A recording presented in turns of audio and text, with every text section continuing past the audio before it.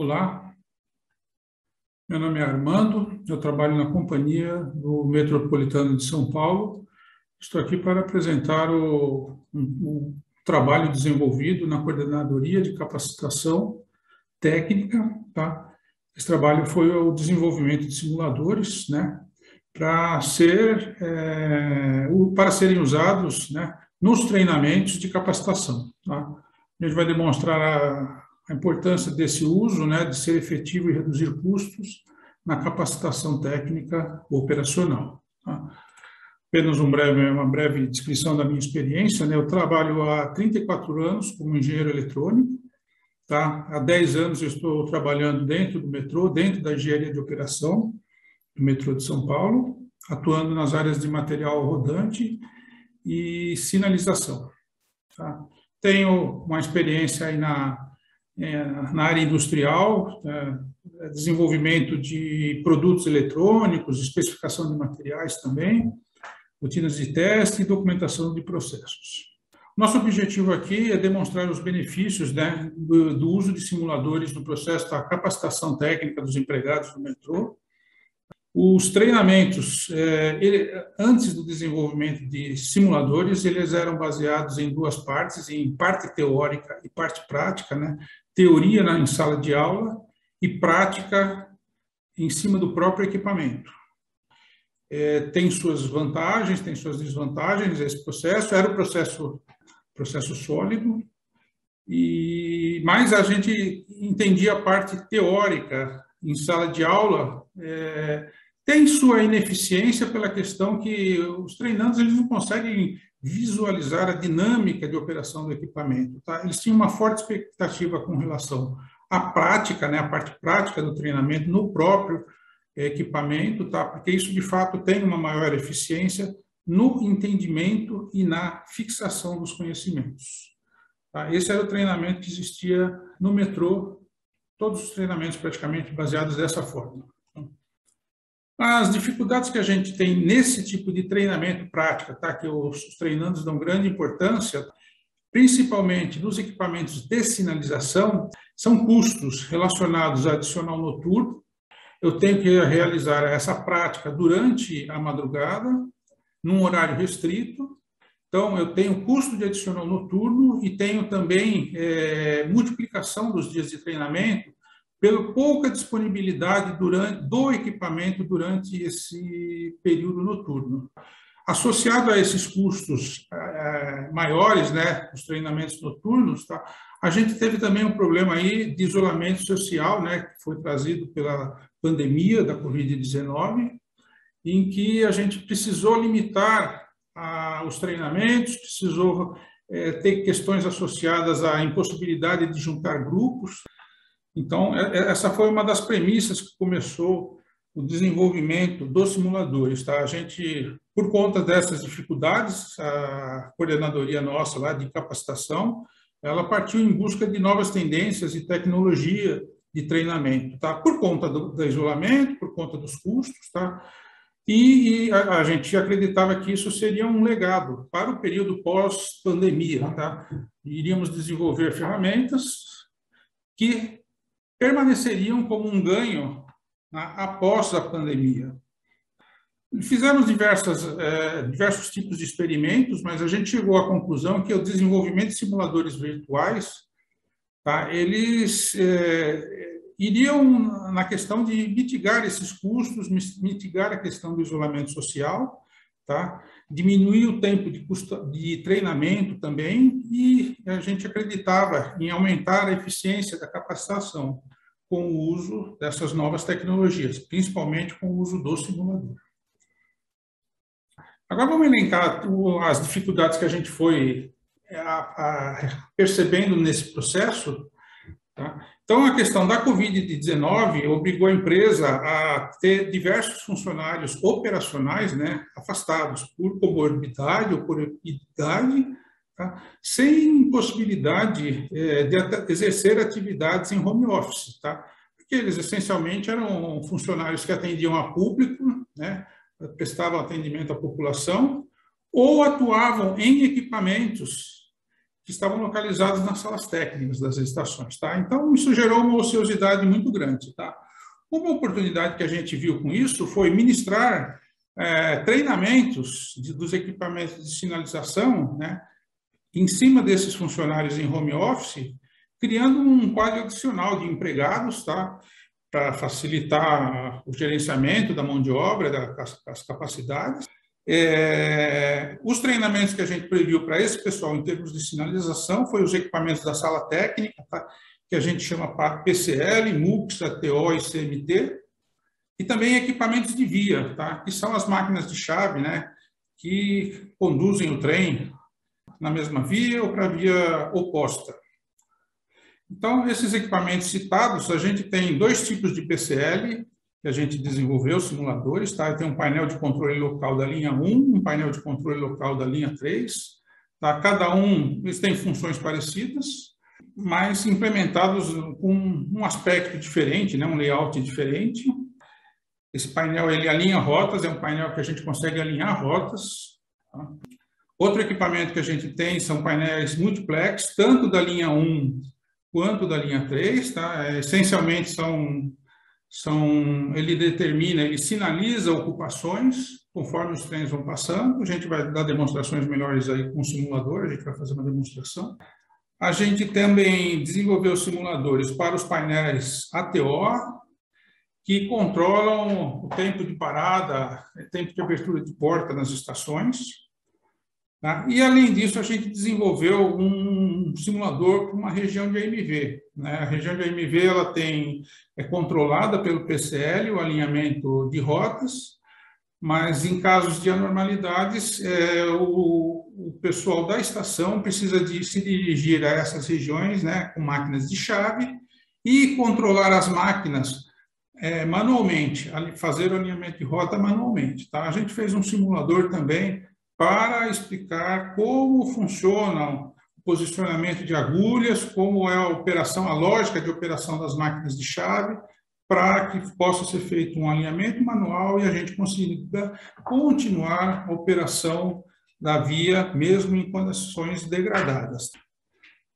Um outro problema que a gente percebeu ao tentar desenvolver simuladores para esses treinamentos por videoconferência, né, é que a estratégia anterior de treinamentos, ela tinha uma política de aplicar módulos de teoria intercalados com módulos da parte prática, né? Treinamento, então, fazia um módulo de teoria, um pouco de parte prática. Módulo de teoria, mais um pouco de parte prática. Tá? Esse intercalamento era muito eficiente, né? Para fixação de conhecimentos, né?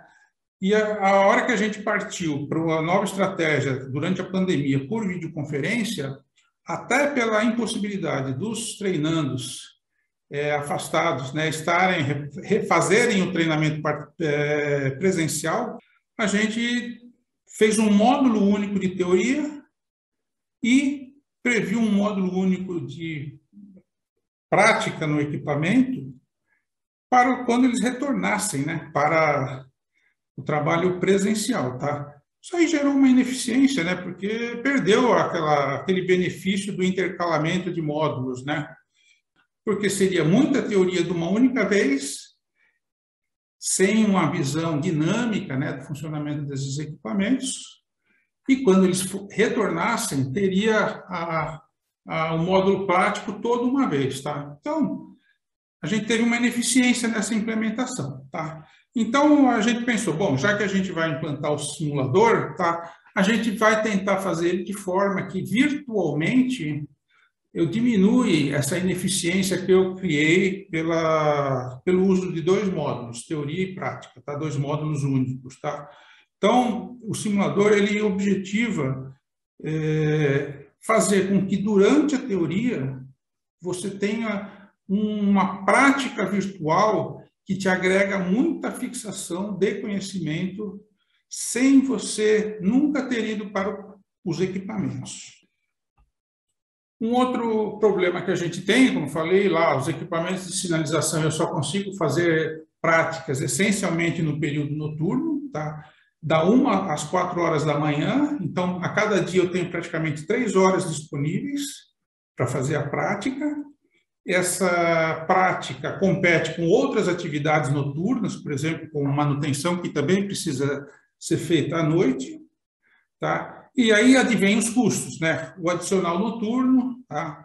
Os múltiplos dias, né, de treinamento, porque só tenho 3 dias, então preciso fazer múltiplos dias para, vamos dizer, completar uma carga de um treinamento diurno, que poderia ser em 8 horas, né, se eu tivesse essa possibilidade, tá? À noite, os treinandos têm uma menor retenção de conhecimento, né? O ser humano ele foi feito para funcionar de dia, e a gente também tem uma ineficiência no tempo, né? Eu preciso programar uma noitada noturna com 7 horas, das quais eu só utilizo 3 na prática.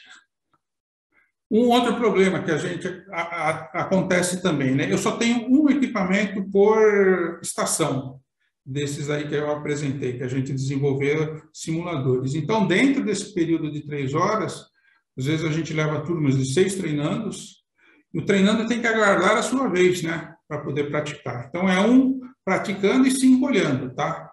Então, tem uma ineficiência também nessa parte. Outra limitação do treinamento, aí não é só questão do noturno, mas é que os equipamentos de sinalização, em geral, nem demonstrado aqui nessa foto, eles ficam em locais de acesso um pouco limitado, em corredores que têm armários elétricos, tá? E então o instrutor, mais uma turma de 6 treinando, 7 pessoas, às vezes não tem espaço físico para que todos observem ao mesmo tempo essa demonstração que o instrutor está fazendo, detalhes que eles estão apresentando sobre o equipamento. Então, às vezes, eu preciso fazer, como instrutor, mais de uma demonstração para que todos consigam observar os detalhes do funcionamento do equipamento. Então, dentro desses problemas, né, o que a gente fez durante o desenvolvimento do simulador, né? A gente criou um simulador replicável, tá? Em que replicável no sentido, é um arquivo que eu posso carregar se eu tiver uma sala, um laboratório com N computadores, eu posso carregar nos N computadores que tiverem disponíveis nessa sala, tá? A sala não é um equipamento operacional, né? A operação, o uso da sala não depende da operação. A sala pode ser usada durante uma jornada completa, tá? De 8 horas, durante o dia. Tá? Um fator importante. Então, num único dia, consigo 8 horas. Lá no PCL, a prática no PCL, ou na sala técnica, a prática noturna eu só tenho cerca de 3 horas, tá? Então, eu posso ter, nesse laboratório, vai com um simulador replicado nos computadores, eu posso ter diversos treinandos praticando ao mesmo tempo. Então, isso aqui dá uma grande flexibilidade, tá? Outro fator, tá? O simulador, a gente queria criar uma coisa que pudesse ser usado e compartilhado para videoconferência, tá? Então, na verdade, eu tenho os treinamentos virtuais, através do aplicativo, a gente usa o aplicativo Teams, tá? E eu consigo compartilhar a tela desse simulador. Tá? Um treinando que eu escolho lá, o treinando assume o controle da tela da videoconferência e ele pode atuar aqui nos comandos do simulador, tá? Nos comandos virtuais do simulador que está sendo compartilhado pela videoconferência. Uma outra opção desse simulador também que a gente queria era que esse simulador ele fosse possível de distribuir ele através de e-mail, tá? E, dessa forma, o treinando poderia instalar o simulador em um computador no posto de trabalho dele, ou na própria residência, um notebook pessoal, qualquer coisa assim, né? E, dessa forma, ele pode praticar, né? Fazer exercícios em horário de sua livre escolha.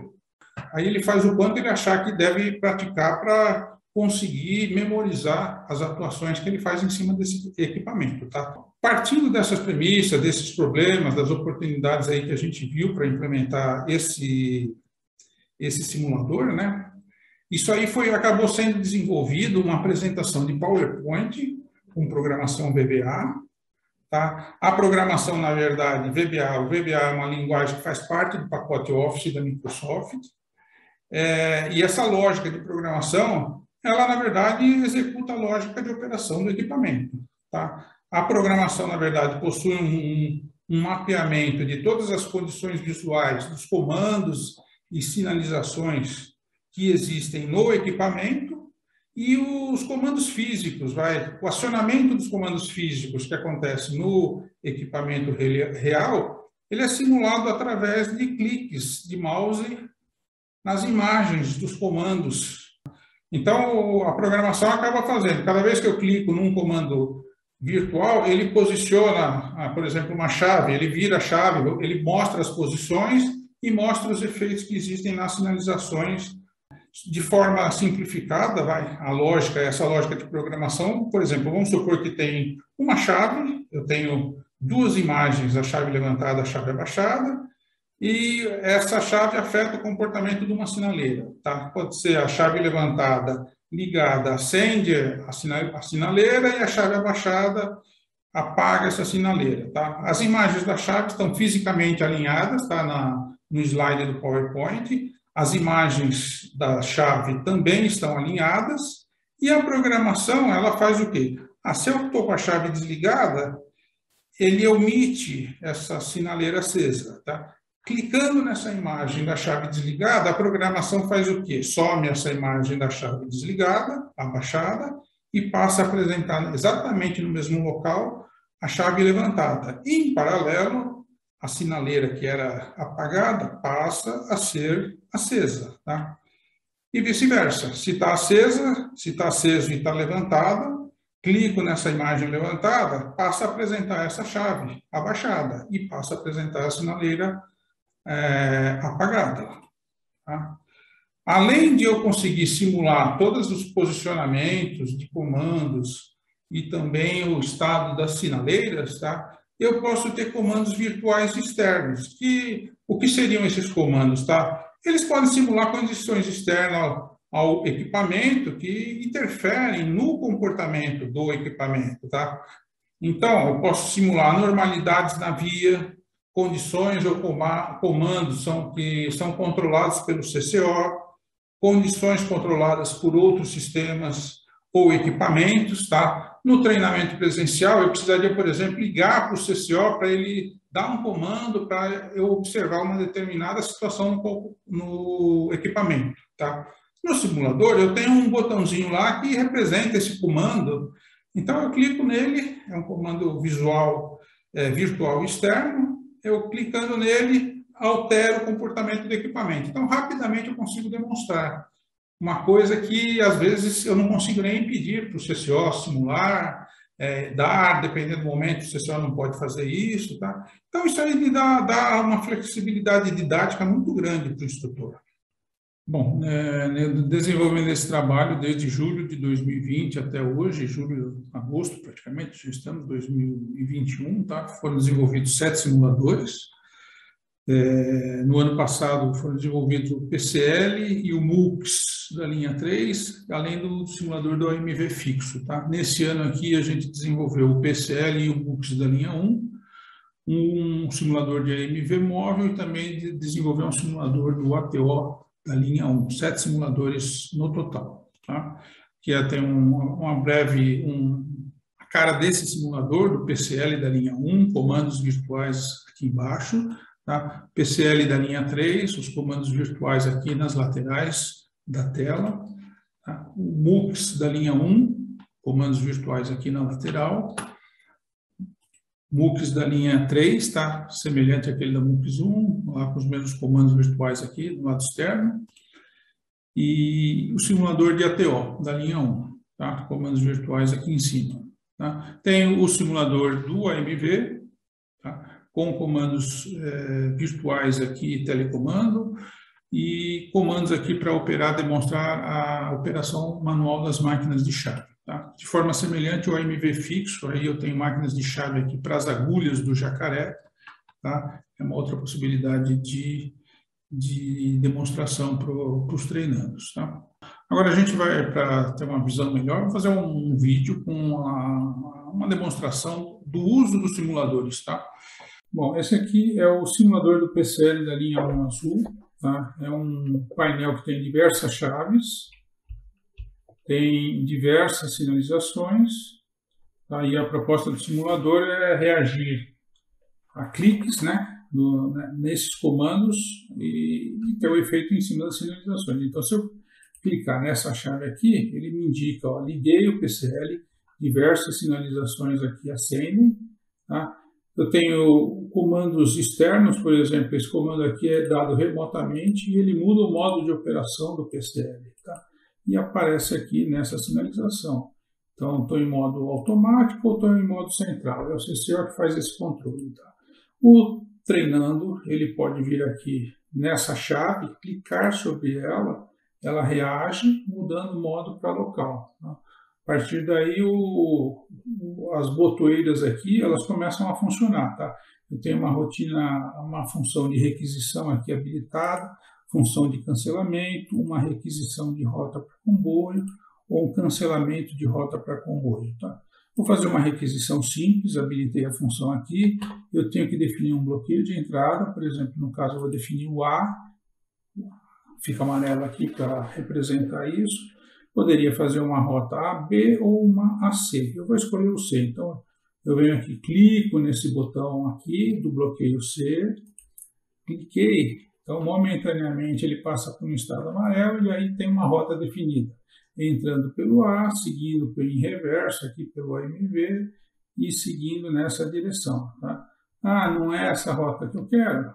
Ativo a sessão, ativo a função de cancelamento e seleciono o bloqueio de entrada da rota aqui através do comando, tá? Depois de 1 minuto, essa rota vai cancelar. Aí vamos selecionar uma outra função, outra rota, requisita B. Então aí agora ele reage, ó, bloqueio A é o bloqueio de entrada, segue por esse caminho e o sentido de movimentação é aqui. Tá? Tem diversas chaves aqui que eu posso clicar sobre ela e elas vão reagindo e tem defeitos. Nesse caso aqui eu vou proibir essa região e ele tem como consequência aqui uma proibição de entrada nessa rota que já estava definida. Tá? Então, aqui eu tenho nessa outra região, vou passar o modo dele para local, também posso fazer uma requisição, aqui ó, vou definir uma rota C, D. Tá? Ele momentaneamente ele fica no estado de requisição e aí ele põe as sinalizações na condição de rota alinhada, tá? Entrando pelo C, seguindo por esse caminho aqui ó, e o sentido de tráfego para cá. Tá? Esse é o PCL da linha 1. Tá? Tem diversos controles e diversas sinalizações. Então, esse aqui já é o MUX da linha 3. Tem as chaves de simulação, um comando virtual aqui que o trem anda. Tá? Comandos aqui, na verdade, de rota alinhada, sentido de movimentação do trem. Tá? E eu tenho também alguns comandos a mais, diferente da linha 1, eu posso ler qual o código que está sendo transmitido aqui em cada circuito de via. Tá? Então, se eu quiser ver o código que está sendo transmitido aqui na antena 12, tá? Eu preciso selecionar aqui, na verdade, tem essa chave aqui embaixo, que é MUX-A, a parte de cima. Tá? Aqui é MUX-A, preciso selecionar isso. E aí eu preciso girar essa sinaleira aqui até selecionar a antena 12 do MUX-A. Tá? E aí eu leio o código que está nesse circuito de via. Tá? Então na 12 está 0, porque esse circuito está ocupado, atrás tem que estar 0. Um trem que venha nessa direção, ele é bloqueado a movimentação dele. Se eu tirar essa ocupação, aí esse código fica livre, fica 62. Tá? O objetivo aqui não é ver o funcionamento, entender o funcionamento, mas é só dar uma demonstração dos recursos que eu posso ter virtualmente. Agora nós vamos vamos observar agora um simulador de uma região de AMV, que essencialmente é uma ferramenta didática. Bom, esse é um simulador de AMV, no caso aqui ele é um AMV móvel, porque o Jacaré é móvel aqui. Eu tenho virtualmente alguns comandos que representam comandos vindos do CCO, então eu posso dar um telecomando para as máquinas ficarem na posição normal, as agulhas aqui estão em normal, em ambos os lados do travessão.